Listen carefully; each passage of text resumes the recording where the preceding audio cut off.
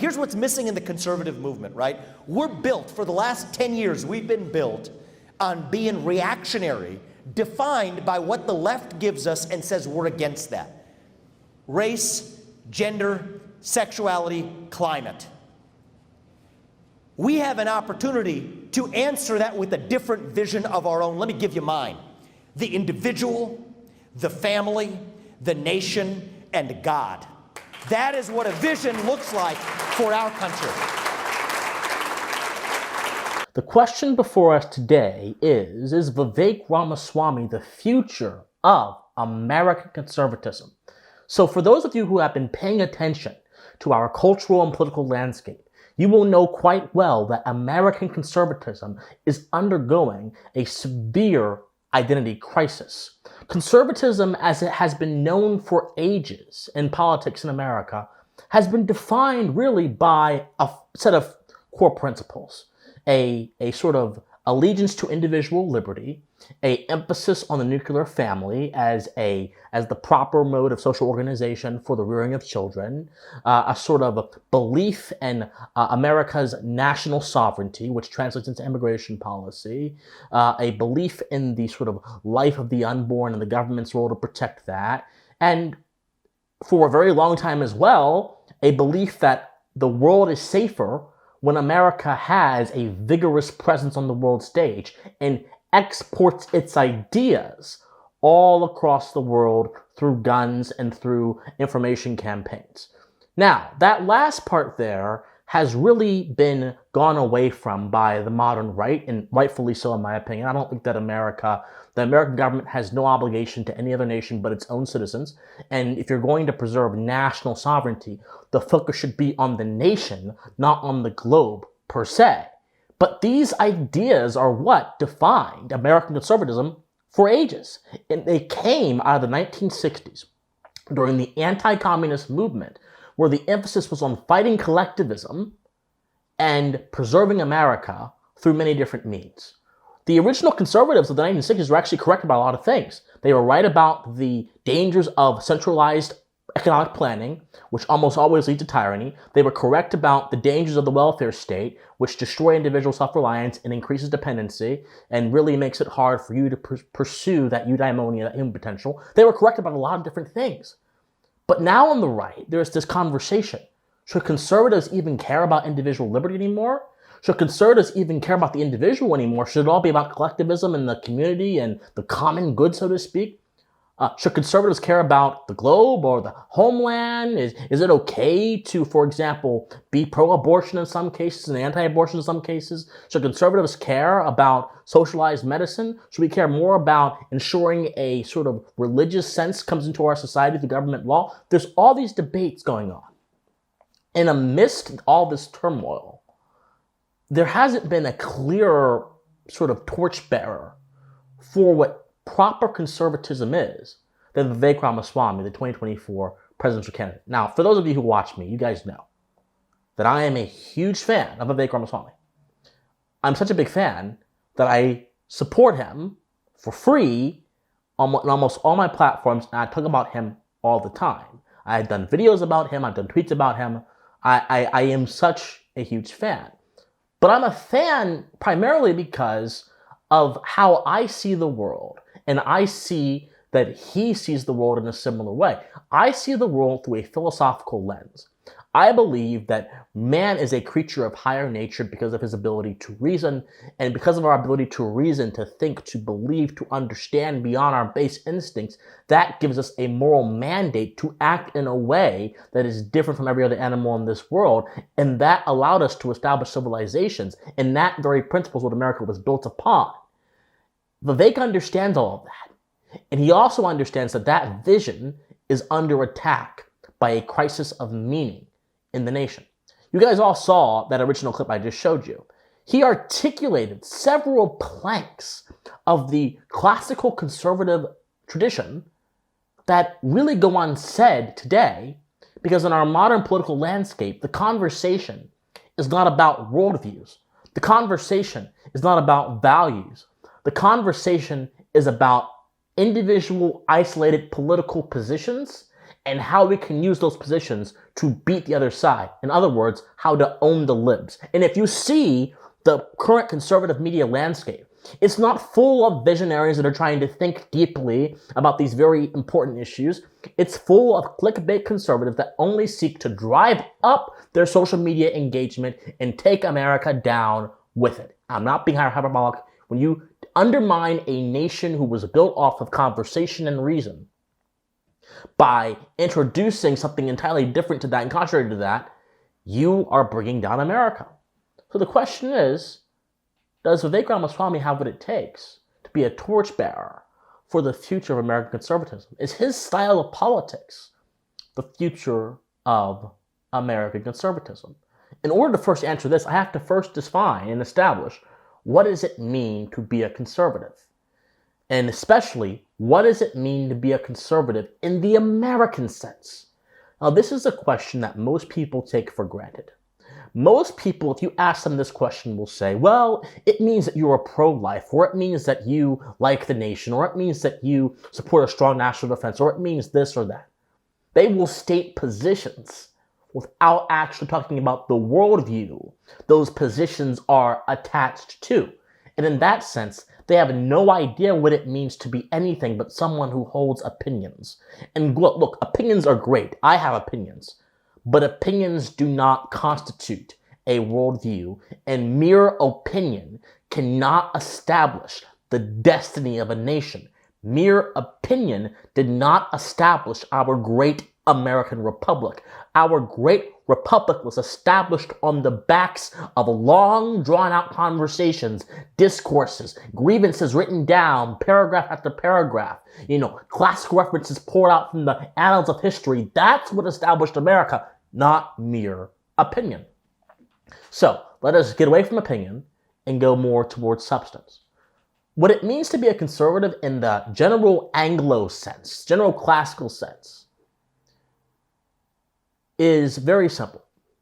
There are a few schools of thought on this, but conservatism in the general Western Anglo sense goes back normally to Edmund Burke. And Edmund Burke's style of conservatism basically says, and I'm paraphrasing heavily, but this is basically the essence of it, a nation, a people, a country is not an abstract idea that exists out there somewhere. They are set concrete things that exist within particular geographic barriers that exist at a particular time. And the traditions of that people in that country at that place in time reflect some kind of wisdom that needs to be preserved throughout the ages. This is one of the reasons why Edmund Burke actually opposed the French Revolution, because he thought it was a revolt against the status quo in France, and he thought it was a bad thing. And despite the invocations of natural law that the early French revolutionists used, he really was not receptive to those. And Burkeans today are not really receptive to those. And if you look at the English conservative tradition, people like Michael Oakeshott, for example, who was a thinker that most people don't really know, the emphasis was not on foundations, on natural law foundations. The emphasis was rather on the customs and practices of a people at a particular group in time. Well, in general as well, conservatism is about that. Conservatism is merely about preserving and conserving that particular culture or that particular people's customs, norms, and practices. If you look at it in its base sense, conservatism is not an ideology. However, when it comes over to the United States and how we formulated our political identity, conservatism is not simply preserving customs, ways, and practices of a particular people, a particular ethnicity. Rather, it is conserving universal principles that apply to everyone across the world and transcend the society. This is why America was so different, because rather than confine our understanding of politics to a particular geographic area, we allowed it to be universal by looking not at our own practices, but looking outside of ourselves and seeing the world for what it is. The limitation of a primitive conservatism that only sees the traditions of the people that are involved in it is that it does not consider what exists outside. What is the context they exist in? A conservative in the colonial sense would have been someone who wanted to preserve King George's rule. They would have simply been someone who supported the rule of King George. But when you understand that universal ideas are higher than temporal political systems and structures, you then understand that the emphasis is no longer on a particular person or a particular practice, but rather a system of values that is higher than man. That is why America is so different. And that mentality is, in my opinion, what has come to characterize proper American conservatism.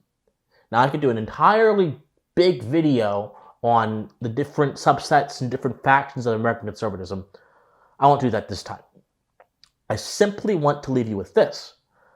To be an American conservative, as opposed to a conservative of Britain or Saudi Arabia or whatever, is to be someone who first and foremost wishes to conserve universal values located in nature and extracted from the world by our human ability to reason. And then doubly so, the second part of that is to conserve norms and traditions that reinforce those values, not merely that reinforce the culture, but reinforce those values, which is why, in my opinion, it's more important than ever for American conservatives to be so up in arms today, because the idea of what it means to be a woman or what it means to have a particular sex and the innocence of childhood, the idea of what it means to understand and know the world for what it is, objective reality, has been overtaken by my truth or my reality.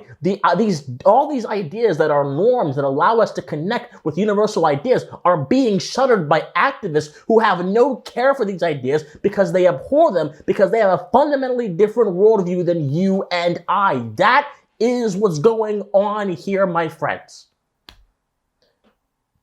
Now, when someone like Vivek comes in and speaks a similar language to what I'm saying, he reconnects the discussion away from the particularities of the political system of our time and back towards the universal, which then forces every other political candidate to have to either engage on the same ground or lose their credibility and look like someone who's not prepared to be substantive.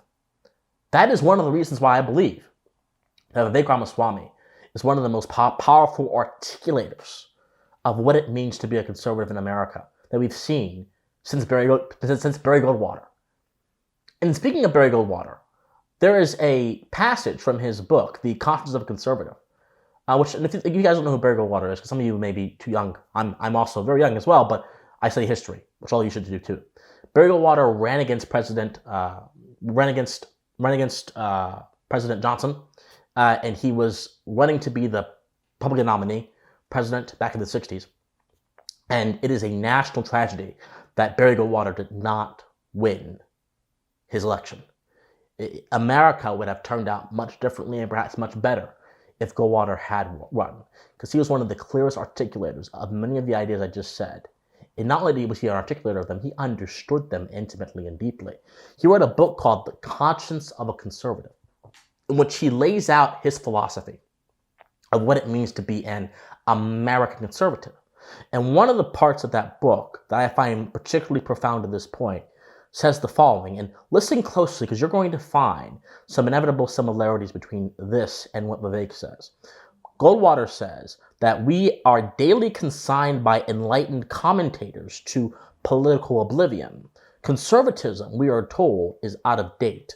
The charge is preposterous, and we ought boldly to say so. The laws of God and of nature have no dateline. The principles on which the conservative political position is based have been established by a process that has nothing to do with the social, economic, and political landscape that changes from decade to decade and from century to century. These principles are derived from the nature of man and from the truths that God has revealed about his creation. Circumstances do change. So do the problems that are shaped by circumstances. But the principles that govern the solution of the problems do not. And to suggest the conservative philosophy is out of date is akin to saying that the Golden Rule or the Ten Commandments or Aristotle's politics are out of date. The conservative approach, listen to this, is nothing more or less than an attempt to apply the wisdom and experience and the revealed truths of the past to the problems of today. That's what the essence of American conservatism is. It is humility and deference towards the wisdom of past generations, and an attempt to apply that wisdom to problems we face in our contemporary society.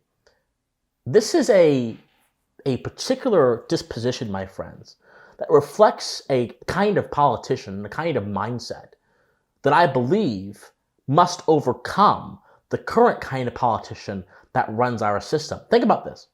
I believe there are two categories of politicians in America. There are old world politicians, and then there are visionary patriots. The old world politician does not really consider worldview.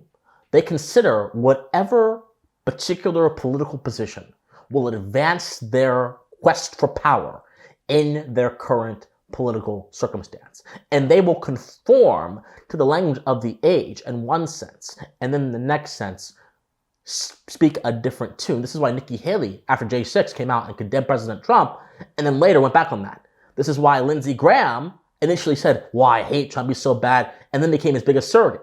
And there's many examples of this. I can point to Democrats doing this as well. The point is, these people are old world politicians that have no understanding of moral conviction or the philosophical principles that set America into motion, and only have an understanding of what it takes to further their own political career.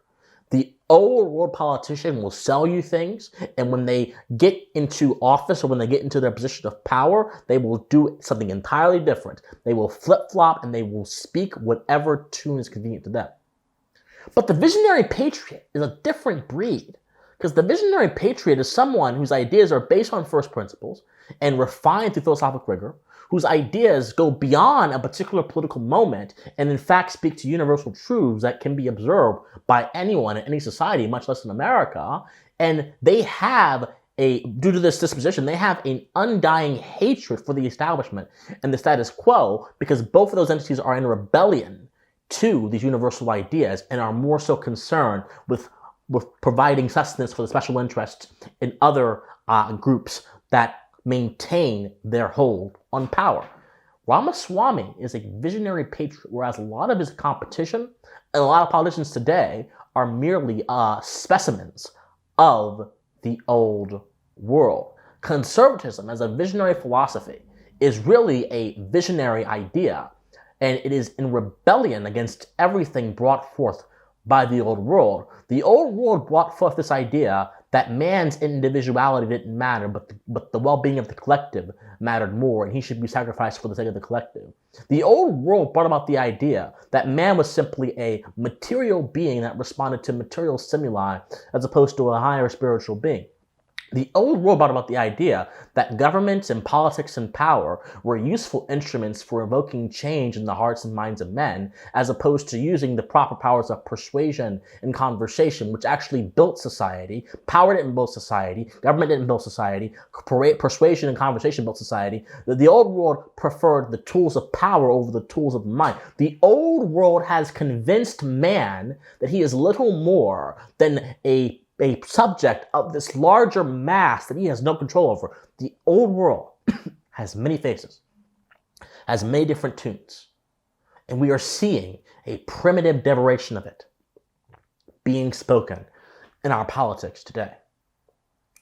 But Vivek Ramaswamy, if you listen to what he says, how he says it, and the kind of arguments he makes, there's no love there for the establishment of the status quo. There's only love for the universal truth. Much like Barry Goldwater, he understands that there are ideas that are higher than us, and he leads always the speeches that, not with policies, but with the fact that there is a values crisis in America that is putting so many people in the throes of cultism, and then causing those people to make decisions that they otherwise would not have made if they had a sound mind.